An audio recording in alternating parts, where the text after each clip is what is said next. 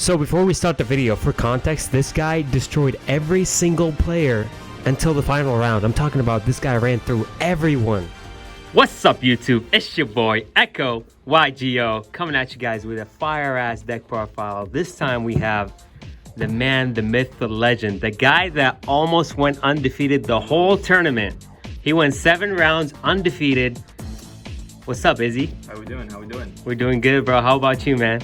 Pretty good. Could be doing better. Could be doing better. All good.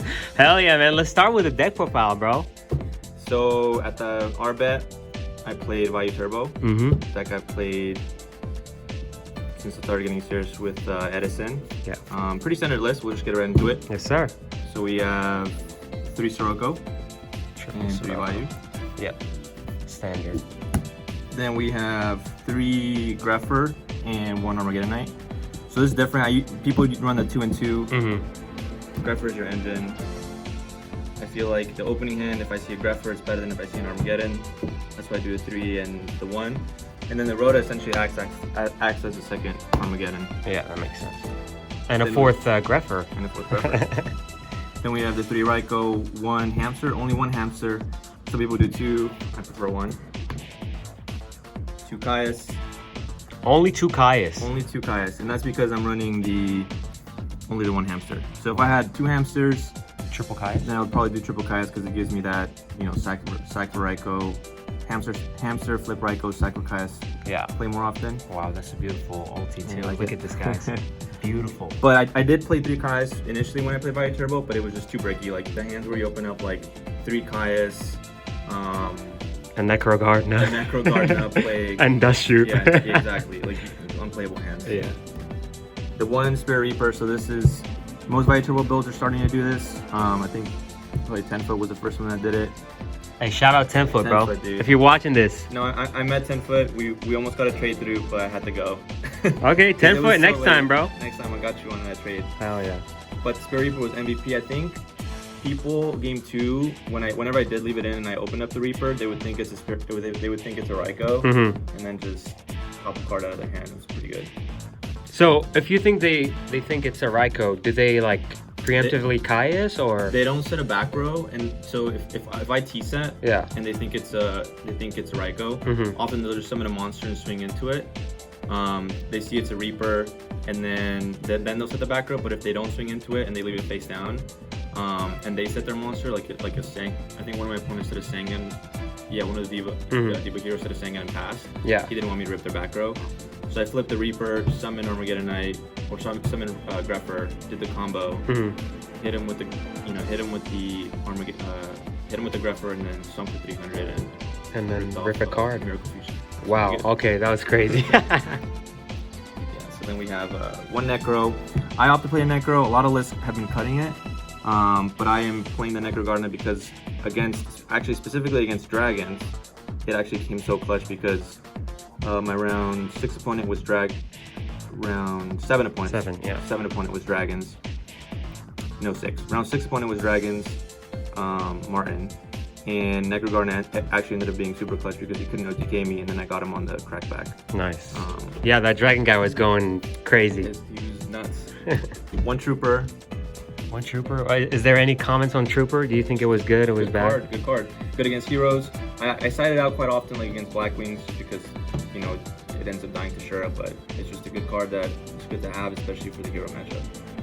1 Plague, 1 Gale, 1 Dad. Oh, the ulti Dad looks dope. And then I am playing Gores.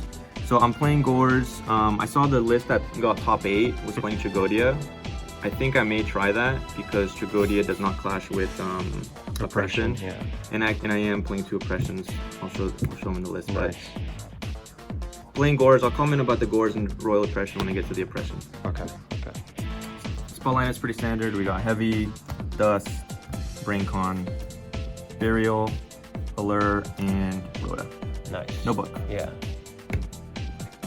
Then for the traps, we get into the controversial part, which is the 2 Oppression. So 2 Oppression with Gores, through testing, it has clashed in the past, but whenever I have Gores, whenever I have Oppression, if I draw the Gores, I can always pitch it with Grepher. And if I have already resolved Oppression at least once, I'm probably already in a position where, in an advantageous position relative to my opponent, where I may not need the cores. And then if they do clear their oppression because it was stopping them with like a heavier space, then now I have the cores for the crack effect as well. Nice. And then if I do open them up both in my hand, then I can always play a little passively by setting just a monster, making them overcommit cores, and then setting the oppression on the next turn. And the reason why I played 2 was I was playing the list with just 1 oppression, but Evil Diva Hero was just so prevalent, specifically in like locals, one of the Ancient Fairy Dragon tournaments that we did the day before the RBET, that I ended up increasing this to 2, and that ended up being super clutch because having the second one actually came up in like 2 rounds in Swiss, where if I didn't have this, where I had the second one set, they spaced the first. They special mint a monster. No, they actually special mint a monster to want me to pay the 800 cost. So then instead of using the one that was face up, I activated the face down one to show them that I had like the second one in case they. Yeah, oh, MST, yeah. MST level. Then we go Dust, Solemn Judgment, Dust Shoot, Torrent, Mirror Force, 2 Bottomless, and then the 3D Prison. So we're going with 3D Prison. Triple D Prison. Triple D Prison. One's the easy side out, especially like one's the easy side out if you don't need the D Prison, but seldom did I ever feel like 3D Prison was too much. It's just too good of a card. Yeah, D Prison is sick. Yes, sir. Onto the side deck, I'm assuming? Let's do side deck. Let's go. So in the side deck, it's the one card I do want to talk about is DD Crow. I'm playing 1, and I was playing 0 up to the Friday leading up to the RBET. But at the Ancient Fairy Dragon tournament, I ended up playing against Amaryllis and not having Crow, or I was siding Mind Crush instead of Crow, and it just felt like turn 1 I wanted to have something to interact with their flank cards. Put the Crow in. The Crow ended up winning me a Diva Hero matchup where they Miracle Feud 2 Diva Hero matchups, one round 7 and one round 2, and then it ended up beating me the Hero Frog matchup round 3, where I comboed the DD Crow with the Kaiku. So I summoned Kaiku, banished their Treeborn Frog. Next turn they summoned Swamp Frog, which I knew they had, and I had the Crow. Yeah, and I had the Crow for it. So that was actually, and obviously they were able to get rid of the Kaiku with Soul Exchange. Yeah. Obviously, but they had a response to the Kaiku, and so having the Crow as a second response was actually very good. Yeah. So I don't know if I'd ramp it up or increase it to 2, because having 2 Crows sometimes is really bad, but this combo here is sick. Essential in my opinion. Then we have the MVP, in my opinion, which is Falso Dyna. Whoa. Falso Dyna won me the Dragon Turbo matchup in Swiss against Martin, round 6. And unfortunately in Top Cut when I played him in the first round, again, I didn't see this guy, and I also didn't see Thunder King. Thunder King Ryo, bro. I feel like had I seen, I mean that first match in Top Cut was pretty grindy on both of our ends. Yeah. He only super rejued me once, game 1. And then game 2 and 3 was just a grind game. So I feel like if I had seen these in the grind game at all, I maybe could have won, but game 3 was just a little rough. Too grindy without Falso Dyna to stop his dragons. Guys, for the record, Izzy keeps mentioning the guy Martin. It's the person that won the whole tournament. Yeah. The guy, the Dragon Turbo guy. He's a good player. Yeah, he is. He really is.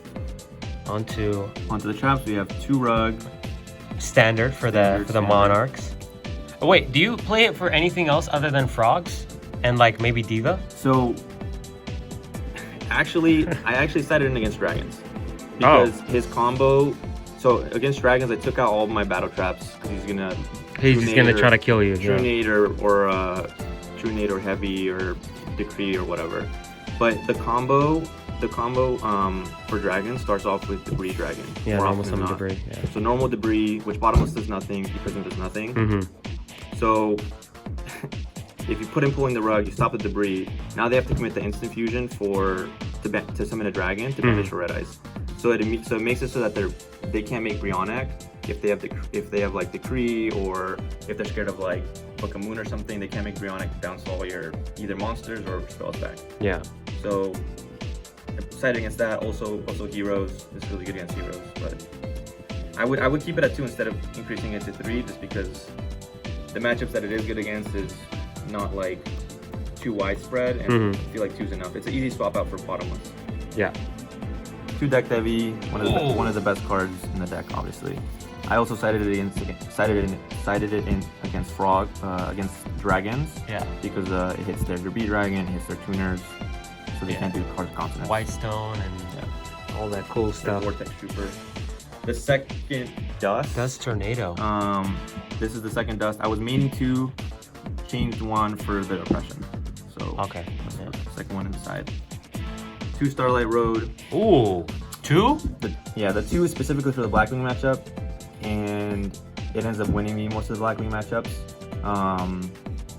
because they don't expect the second one, or they don't even expect it because they don't see it in the main deck game 1. And then I also sided in against Dragons because I sided in a lot of my battle traps, so just having it for the Vortex in case they don't have the Kree up yet or Heavy Storm. But 2's good.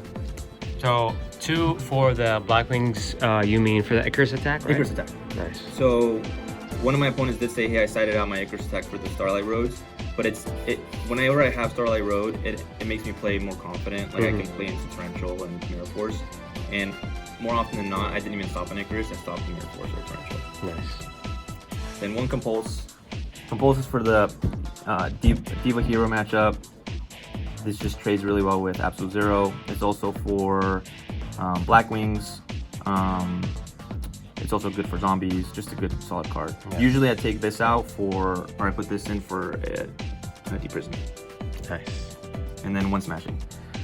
Smashing is just something that me and the boys. The 4 Horsemen? The 4 Horsemen, yeah. Shout out the 4 Horsemen, bro. Joaquin and Steven, and I mean, just honestly everybody at Tubbies, yourself included. Hell yeah.